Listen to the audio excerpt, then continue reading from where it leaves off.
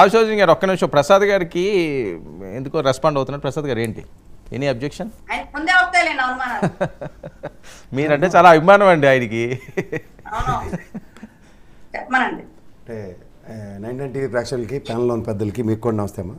సౌజన్యమ్మకి ప్రత్యేక నమస్కారాలు. ఎందుకంటే ఓ మాట అన్నారు ఆవిడ, పళ్ళున్న చెట్టుకే రాళ్ళు పడతాయని. అసలు పళ్ళే లేవు కదమ్మా, ఒక్క చెట్టుకు కూడా ఒక్క పిందు కూడా కలేదు. పూయకు ఒక పువ్వు పూస్తే అది కూడా వైఎస్ఆర్సీపీకి వెళ్ళిపోయింది. ఇక్కడ మీకు వచ్చేసరికల్లా ఈ నాదెండ్ల మనోహర్ అనే హడ్డులు మీ పార్టీకి ఒక పెద్ద పాపం. అదే లాస్ట్ టైం నిలబడితే లేవు కదమ్మా. ఇప్పుడు ఒక విషయం అమ్మా, ఈ నాదెండ్ల మనోహర్ అనే వ్యక్తి పవన్ కళ్యాణ్ గారిని మీలాంటి వాళ్ళు ఎవరు కలవకుండా ఒక పాబంధకంలాగా ఎన్నో సంవత్సరాల నుంచి పాతుకుపోయి గుదిబండ్లో ఉన్నాడని నేనే లక్షసార్లు విశ్లేషించాను.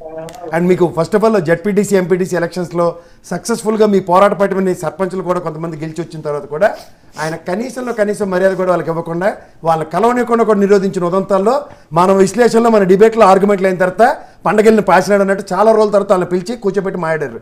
ఒకసారి వెనక్కి వెళ్ళాం మనం. ఒకసారి ఈ నాదెండ్ల మనోహర్ అనే వ్యక్తి వాళ్ళ సీట్లు పంపకాల విషయంలో మీరందరూ పవన్ కళ్యాణ్ గారికి తల వంచి ఒప్పుకుంటున్నారు కాదంట్లే, కానీ సంధానపరచవలసిన విషయంలో కూడా భూమి తెల్లారికి మునిపి ఆయన టికెట్ అనౌన్స్ చేసుకుని ఇంకా పవన్ కళ్యాణ్ గారి కన్నా ముందే దీని చుట్టూ రణతంత్రం రచిస్తున్న దగ్గరే చాలామందికి అప్రహెన్షన్స్ వస్తున్నాయి. అండ్ ఇవాళ ఉదయ్ గారు లాంటి వ్యక్తికి ఎంపీఏ ఎమ్మెల్యే ఇంకా అనిశ్చితిలోనే ఆయన ఉన్నాడు. ఎందుకంటే పవన్ కళ్యాణ్ గారు రేపు పొద్దున ఎంపీ కింద నిలబడితే ఎమ్మెల్యే, లేదంటే ఎంపీగా పనిచేసుకుంటుంటే సడన్గా పిలిచి మళ్ళీ ఎమ్మెల్యే, ఈ అంబిగ్యూటీలతోనే ఉంటున్నారు తప్ప ఇన్నాళ్ళు బట్టి మీరన్న మాటలకు అనుగుణంగానే అంటే పార్టీ మనకి ఇంత తక్కువ స్థానాలు ఇస్తారా, మన ఔన్నత్యం ఎంతేనా, మనం ఈ దానికి కాకుండా ఇంక దేనికోసం మనం పోరాటం చేయలేదు, ఇన్ని మాటలు మాడిన తర్వాత కూడా అనౌన్స్ చేసిన వాటిలో 11 స్థానాలు మీ కాపు సామాజిక వర్గంకి ఇచ్చారమ్మా.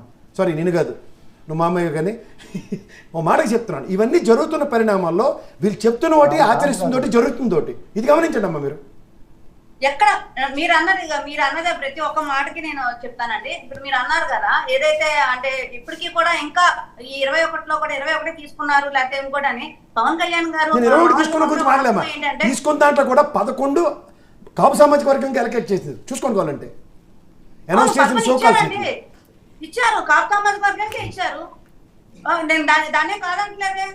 ఎక్కడైతే అసలు బలం పోటీ చేసింది ఎక్కడ బలంగా ఉన్న చోట పోటీ చేశారు. ఏ పార్టీ అయినా సరే, ఇప్పుడు తూర్పు నియోజకవర్గం ఉంది, తూర్పు నియోజకవర్గం ఏం పోటీ చేస్తారు, టీడీపీ పోటీ చేస్తుంది.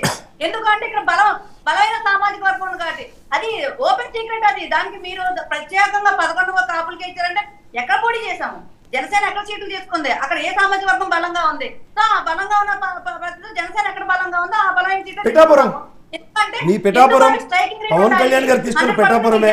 గతంలో గాజువాక చింతలపూడి గారు చేసిన ఎక్స్పెరిమెంటే కదా ఇది కదమ్మా. గాజువాకలో చింతలపూడి గారి త్రూగా మీ జన సైనికుల్ని నమోదు చేసిన సభ్యత్వ నమోదుల్లో ఆయన పారాచూట్ వేసుకుని అక్కడ నిలబడిన ఉదంతానికి రిపీట్ చేస్తూ ఇవాళ పిఠాపురం కూడా మీ సామాజిక వర్గ పరిరక్షణ కోసమే అక్కడ నిలబడుతున్నాడు పవన్ కళ్యాణ్. ఇంకే ప్రాతిపదిక చెప్పండి, మరి ఇంకే ప్రాతిపదిక అమ్మా అక్కడ అమ్మా. మళ్ళీ నేను చెప్తున్నాను, అక్కడ బలంగా ఉండడం కన్నా బలమైన మీ సామాజిక వర్గం ఉందన్న ప్రాతిపదిక మీదే పవన్ కళ్యాణ్ నిలబడుతున్నారు.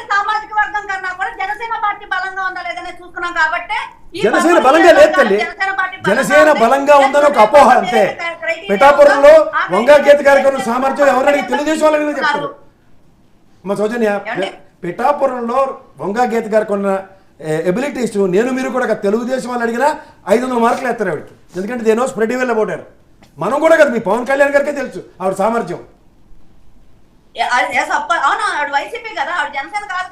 నేనంటుంది అదేనమ్మా సామర్థ్యం. ఇప్పుడు పోరాటం చేసే దగ్గర మీరు ఒక సామాజిక వర్గ ఈక్వేషన్స్ అన్నట్లయితే జనసేన బలంగా ఉన్నది అన్న దగ్గర ఒక క్యాండిడేచర్ పరంగా ఆవిడకున్న బలంలో మీకు 1/4 కూడా లేదు అక్కడ.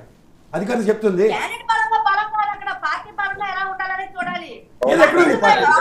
పార్టీ పిఠాపురంలో వ్యవస్థాగత నిర్మాణం ఒకసారి మాట్లాడదామా. పిఠాపురంలో జనసేన పార్టీ వ్యవస్థాగత నిర్మాణం గురించి మన చర్చిద్దాం, నాకు అభ్యంతరం లేదు. పిఠాపురంలో వ్యవస్థాగత నిర్మాణం గురించి మాట్లాడుతుంటే చూడు, ఆయన ఎవరు ఇచ్చారండి, నానాజీ గారి పేరేంటి, పంత నానాజీ. పిఠాపురంలో వర్మ గారు, పాతదైతే ఎక్స్ అయితే వర్మ కాదు. ఇప్పుడు పిఠాపురం నుంచి ఫస్ట్ నానాజీ గారిని కదా కన్సిడర్ చేసే తర్వాత లేదు ఎమ్మెల్యే టీకోట ఉదయ్ గారు, టీ టైం ఉదయ్ గారు అమ్మా. పిఠాపురంలో option in case Pawan Kalyan గారు కనుక ఎంపీ నిలబడితే ఉదయ్ గారికే ఛాన్స్ ఇస్తారు. ఉదయ్ గారి స్థానికత క్వశ్చనబుల్. రెండోది ఆయన consideration to the party around అన్న దాని మీదే ఇచ్చారు. స్థానికతకి ప్రాధాన్యత సంతరించుకునే ఉదంతాలకు తెరలేపుతున్న దగ్గర స్థానికత అనే దాంట్లో 10 అడుగులు వెనకపాటు అయిందే. 2 గుణపాఠాలు, ఒకటి వేమవరం, ఒకటి గాజువాక్ తర్వాత కూడా మళ్ళీ అదే ఎక్స్పెరిమెంటల్ మాడ్యూల్లో మీరు అదే ఎక్స్పెరిమెంట్ చేద్దామంటే ఇదేమైనా రాజకీయాలు ఏమైనా పరిశోధన సార్లా? అది ఎక్స్పెరిమెంటో లేకపోతే ఆయనకు వచ్చిన ఏదైతే రిపోర్ట్స్ ఉన్నాయో అయ్యి అనేది పవన్ కళ్యాణ్ గారికి బాగా తెలుసు. అందుకని ఆయనకు వచ్చిన రిపోర్ట్ ప్రతిదానికి ఆయనకి అన్నీ తెలుసు అన్నది ప్రాతిపదిక కాదు కదా. ఇప్పుడు స్థానికంగా మీ నియోజకవర్గంలో మీరు నిరంతరం జనసేన కోసం పోరాటం చేస్తుంది దగ్గర కాదమ్మా. ఇప్పుడు చింతలపూడి గారు గాజువాకలో, ఒకసారి మీకు చెప్తాను, మీకు అర్థం తర్వాత మీరే చెప్పండి.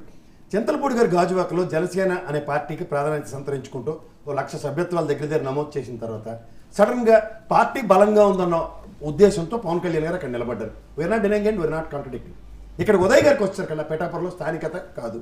రెండోది, ఈయన అవకాశం కల్పిస్తే ఉదయ్ గారు పిఠాపురంలో నిలబడే నేపథ్యంలో క్షేత్రస్థాయిలో పార్టీ నిర్మాణం జరగలేదు. అండ్ ఇవాళ పవన్ కళ్యాణ్ గారు అనే ఒకే ఒక డైమెన్షన్, ఒకే ఒక ఎబిలిటీతో వాళ్ళు ఎలక్షన్స్కి వెళ్తున్నారు. ఇవాళ ఆ ఎలక్షన్స్లో ఇన్ ద వర్స్ట్ కేస్ సినారియోలో పవన్ కళ్యాణ్ గారు అమిత్ షా గారికి సాధించి ఎంపీ నిలబడమన్నారు అనుకున్నామా? ఒక హైపోథెటికల్ ఈక్వేషన్లో ఉదయ్ గారి యొక్క జస్టిఫికేషన్ ఎట్లా మీరు జస్టిఫై చేస్తారు? బికాస్ స్థానికత అండ్ క్షేత్రస్థాయిలో పార్టీ నిర్మాణం ఈ రెండు జరగలేదు. నిర్మాణం లేదని ఎలా చెప్తారండి? పిఠాపురంలో ఆల్రెడీ అక్కడ కంటెస్ట్ చేస్తున్నాము. 28,000 నియోజకవర్గంలో స్థానికంగా నియోజకవర్గ నిర్మాణం కనుక జరిగితే వేరే క్యాండిడేట్ అక్కడికి ఎలా వచ్చి జస్టిఫై చేస్తాడు? మీ పవన్ కళ్యాణ్ గారికి exception, I'm not denying it. Pawan Kalyan గారికి అర్హత ఉంది, ఆయన ఒక అధ్యక్షుడిగా ఆ ఏ నియోజకవర్గాన్ని ఎంచుకోవచ్చు నిలబడచ్చు. But when it comes to Uday గారిని కాదని పవన్ కళ్యాణ్ గారు కాదు ఉదయ్ గారు అన్న దగ్గర, స్థానికత అన్న దగ్గర పిఠాపురంలో వర్మగారే కదా అంబిగ్యూటీ క్రియేట్ చేస్తారు. వర్మ గారు ఉండి ఉండొచ్చు, కానీ పవన్ కళ్యాణ్ గారు ఫస్ట్ శేష్ కుమార్ గారి తర్వాత ఇచ్చింది ఉదయ్ గారికి. ఉదయ్ గారిని ఏంటంటే పార్టీ నిర్మాణం చేయమని చెప్పారు. ఈ లోపు 7 నెలల తర్వాత పవన్ కళ్యాణ్ గారు ఎక్కడైతే అక్కడ అని చెప్పి అన్నారు. సరే, పవన్ కళ్యాణ్ గారు పిఠాపురం వచ్చినారు, ఎంపీకి కాకినాడ ఎంపీకి అనేది ఉదయ్ గారిని పంపించారు. ఇక్కడ మీరు అన్నది స్థానికత అనేది ఏదైతే ఉందో, స్థానికతతో కన్నా కూడా పార్టీ బలోపేతం ఎలా ఉంది, ఏంటి పార్టీ నిర్మాణం ఎలా చేసా అనేది ఇంపార్టెంట్. కాబట్టి దాని ప్రకారంగా మీ జనసేన పార్టీ పోటీ చేయడం. ఓకే, సౌజన్య గారు, ఇప్పుడు సరోజ గారు మాట్లాడుతున్న అంశాలు ఏవి కూడా మీరు పెద్ద సీరియస్ తీసుకోవట్లేదా? సరోజ గారు మాట్లాడిన అంశాలు ఏమి కూడా మీరు సీరియస్ గా తీసుకోవట్లేదా? ఇది ఏమైనా చిలికి గాలివాన అయ్యే ప్రమాదం పొంచి ఉందా? అంటే నా దగ్గర ఎవిడెన్స్లు ఉన్నాయంటున్నారు ఆవిడ. నా దగ్గర ఎవిడెన్స్లు ఉన్నాయి, వినండి. ఓకే సౌజన్య గారు, ఒక్క విషయం. ఓకే.